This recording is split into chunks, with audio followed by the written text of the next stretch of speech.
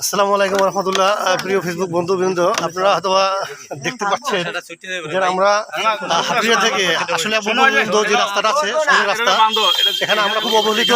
আমরা নিজেদের তো আসলে দীর্ঘদিন পর্যন্ত আমরা প্রায় 30-35 বছর এলাকায় বাস করতেছি। আমরা 30-35 বছর এলাকায় বাস করতেছি আমরা, কিন্তু কোনো কাজ হচ্ছে না।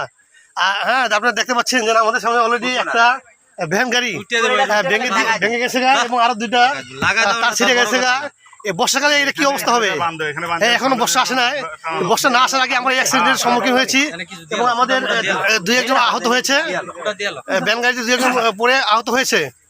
হ্যাঁ, আমরা চাচ্ছি যে এলাকার আগামীকাল সকাল 10টা বাজে আমরা এর কিছু সংস্কার কাজ করবো।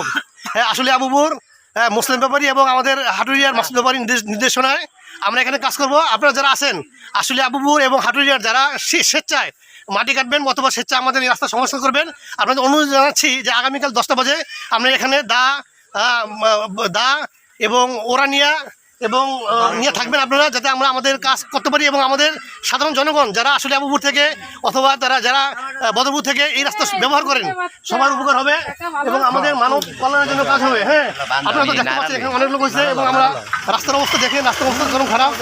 হ্যাঁ, চরম খারাপ, রাস্তার অবস্থা চরম খারাপ। আমরা দেখতে পাচ্ছেন আমরা আগামীকাল কাজ করবো। আশা করি আপনারা সবাই থাকবেন। হ্যাঁ, আসসালামু আলাইকুম রহমতুল্লাহি ওয়া বারাকাতুহু।